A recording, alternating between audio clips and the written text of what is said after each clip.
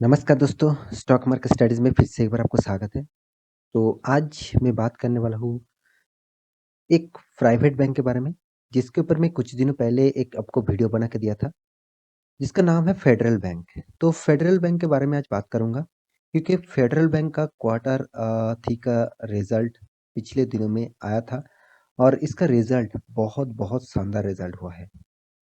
मैं आपको पहले ही बता चुका था कि इस कंपनी के ऊपर आपको फ़ोकस रखना है और रिसेंट इसका रिज़ल्ट आने वाला है क्वार्टर थ्री का और वो रिज़ल्ट कैसे होते हैं उसके ऊपर आपको फ़ोकस होना चाहिए। अगर रिज़ल्ट अच्छा हुआ तो इस कंपनी के ऊपर एक पॉज़िटिविटी आ सकता है।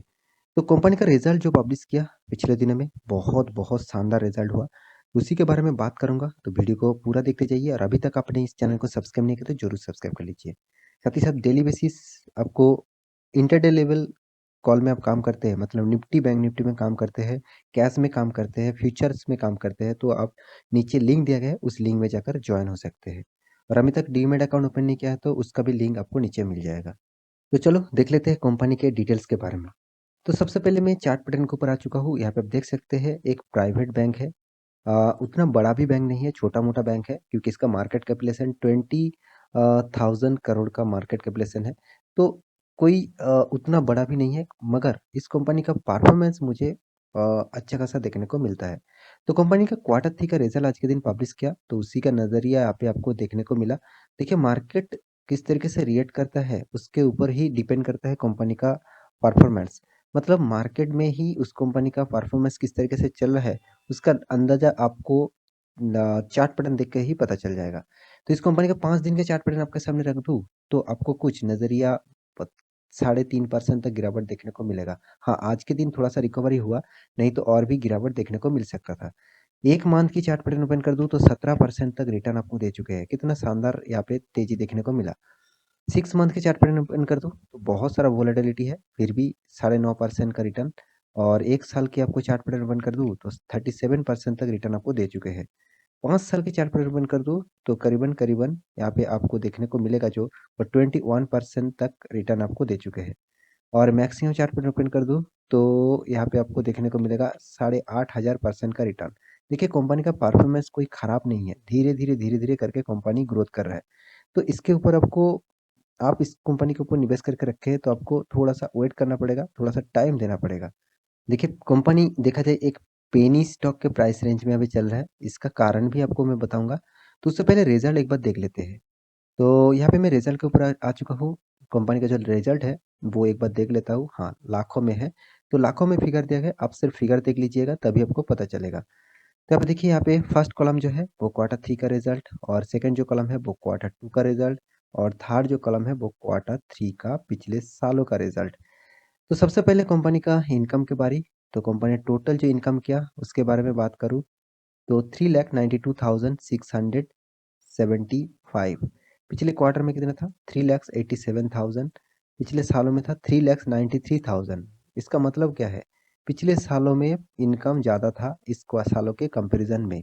और क्वार्टर बेसिस देखा जाए तो पिछले क्वार्टर से ज़्यादा इनकम था इस क्वार्टर में। तो कुछ नज़रिया कुछ इधर-उधर देखने को मिला। मोटा-मोटी देखा जाए कि कंपनी का इनकम ठीक-ठाक लेवल में है। अभी एक्सपेंस के बारी, कंपनी ने एक्सपेंड कितना किया, मतलब टोटल एक्सपेंडिचर बताए जाते हैं, तो टोटल एक्सपेंडिचर कितना हुआ वो देखना चाहिए।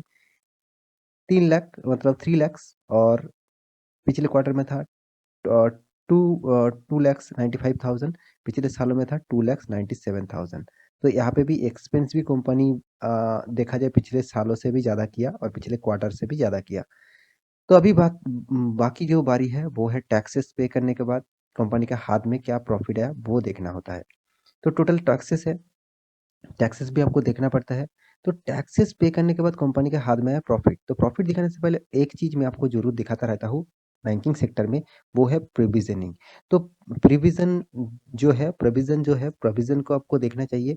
तो प्रोविज़न आप देखेंगे तो करीबन-करीबन 21,300। पिछले क्वार्टर में था 29,200। पिछले साल में था 41,400। मतलब क्या है?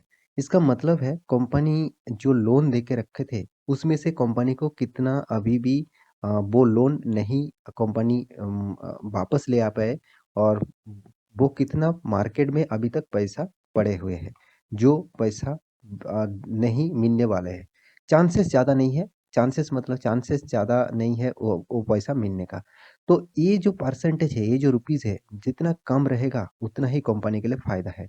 और ये परफॉर्मेंस पिछले 2 सालों मतलब 2 क्वार्टर के कंपैरिज़न में बहुत-बहुत कम है। तो इसीलिए कुछ प्रॉफ़िट का ग्रोथ कुछ अच्छा खासा देखने को मिला। इनकम कम होने के बाद भी, कंपनी एक्सपेंस ज़्यादा करने के बाद भी आप देख सकते हैं नेट प्रॉफ़िट 52,173, पिछले क्वार्टर में था 46,000, पिछले साल में था 40,400। मतलब यहाँ से यहाँ का जंप और यहाँ से यहाँ का जंप देखने को मिला। तो दोनों ही एक फिगरेशन आपको अच्छा खासा देखने को मिला है।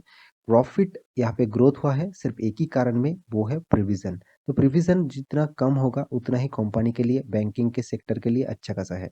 तो यहाँ पे ज़बरदस्त कंपनी ने रिज़ल्ट किया, एक पॉज़िटिव रिज़ल्ट किया।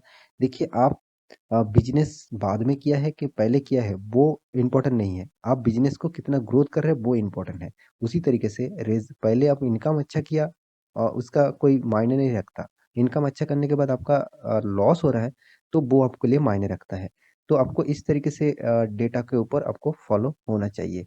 तो और एक बात यहाँ पे देखना चाहिए, वो है एनपीए मतलब नॉन प्रोविज़निंग एसेट। तो नॉन प्रोविज़निंग एसेट का जो परफ़ॉर्मेंस है, वो आपको देखना चाहिए। यहाँ पे देखिए 1.05, पिछले क्वार्टर में था 1.12, मतलब ज़्यादा था, पिछले सालों में कम था 0.60। तो यहाँ पे नॉन प्रोविज़निंग एसेट थोड़ा-सा चेंजिंग अनचेंजिंग देखने को मिला।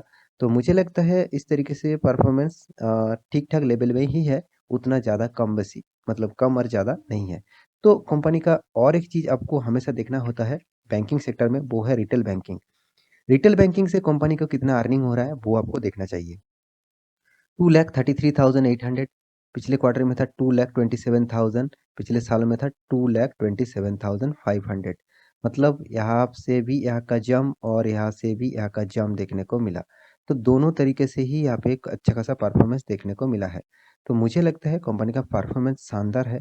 कंपनी ने ज़बरदस्त प्रॉफिट किया है, तो इस कंपनी के ऊपर आपको स्टडी ज़रूर करना चाहिए। तो यहाँ पे कंपनी के बारे में बात करूँ तो कंपनी अभी देखा जाए एक मिड कैप टाइप कंपनी है। कंपनी का रिटर्न ऑफ कैपिटल एम्प्लॉयड जो है वो 5.59% है। रिटर्न ऑफ इक्विटी जो है वो 10% है। कंपनी का फेस वैल्यू ₹2 मतलब कंपनी स्प्लिट कर चुके हैं, तो इसीलिए इसका प्राइस रेंज इतना कम लेवल में देखने को मिला है। कंपनी का लो था देखिए 69, कंपनी का हाई था 108, और देखा जाए कंपनी हाई के ही नज़दीक है, मतलब हाई के लेवल के ही नज़दीक है। कंपनी को मैं कंपनी को वो बहुत पॉजिटिव हूँ, मगर एक चीज़ आपको देखने को ज़रूर मिलेगा, कंपनी एनुअली इनकम करते हैं 1600 करोड़, और कंपनी के हाथ में 11,000 करोड़ का कैश भी है।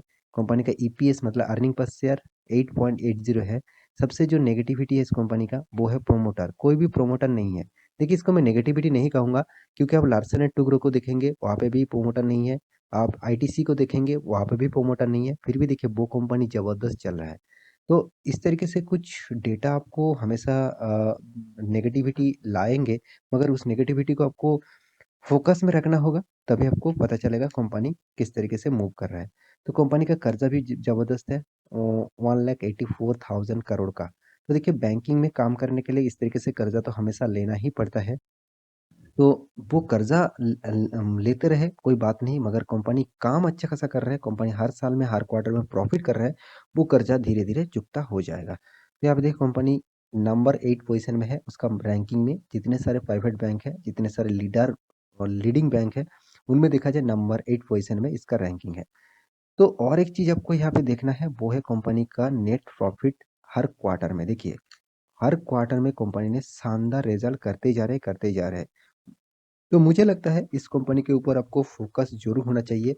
निवेश आपको करने के लिए ज़रूर सोचना चाहिए, क्योंकि बहुत सारे दोस्त ने कमेंट करते हैं, सर कौन-सा पेनी स्टॉक में निवेश करूँ जो ₹100 के नीचे है। अभी इतना शानदार कंपनी मिल रहा है, तो इस कंपनी के ऊपर तो आपको फ़ोकस होना ही चाहिए। तो मुझे लगता है इस टाइप कंपनी के ऊपर आपको ज़रूर फ़ोकस होना चाहिए, क्योंकि जो कंपनी हर साल में ग्रोथ कर रहा है, अभी तो 2000 करोड़ तक उसका रेवेन्यू और प्रॉफ़िट आप बोल सकते हैं। दोनों ही नज़दीक है 2000 करोड़ तक। तो इस कंपनी के ऊपर आपको फ़ोकस तो रखना ही होगा। कंपनी आपको किस तरीके से रिटर्न दिया, वो भी देखना चाहिए।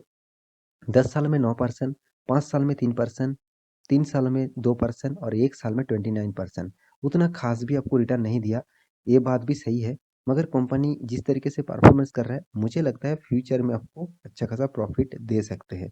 फिर भी देखिए आप खुद एनालिसिस करेंगे तो आपको भी पता चलेगा। कंपनी का कॉर्पोरेट एक्शन में जाऊँ तो कुछ डेटा आपको ज़रूर देखने को मिलेगा, वो है डिविडेंड। कंपनी देखिए हर साल में डिविडेंड देते ही रहते हैं, हर साल में डिविडेंड किस लिए दे रहा है? अगर कंपनी को प्रॉफ़िट नहीं हो रहा है तो कंपनी डिविडेंड किस तरीके से देगा? एक ₹100 के नीचे कंपनी ₹1 से भी ज़्यादा डिविडेंड दे रहा है, मतलब एक अच्छा खासा डिविडेंड यहाँ पे कंपनी दे रहा है। कंपनी का बोनस के बारे में बात करूँ तो देखिए 1:1 का रेशियो में बोनस भी एक बार आपको दिया, कंपनी स्प्लिट भी एक बार किया और यहाँ पे देखिए राइट्स भी एक बार दिया। तो इतना सारा चीज़ कंपनी देते रहते हैं, तो कंपनी में निवेश करना तो बनते हैं। तो देखिए एफएस ने कितना माल उठा के रखा, 25%, डीएस ने कितना 41%, पब्लिक कितना 33%, मतलब सबने इस कंपनी के ऊपर निवेश करने के लिए यहाँ पे हिस्सेदारी रखे हैं। तो कंपनी के सारे इन्फॉर्मेशन आपके सामने रख चुका हूँ, आशा करता हूँ सारी जानकारी आपको मिल चुका है। तो मेरे वीडियो अच्छा लगे तो लाइक करना, दोस्तों से शेयर करना और चैनल को सब्सक्राइब भी करना। मिलते हैं नया स्टॉक लेके, तब तक के लिए अच्छे से रहिए, अपना ख्याल रखिए, बाय बाय।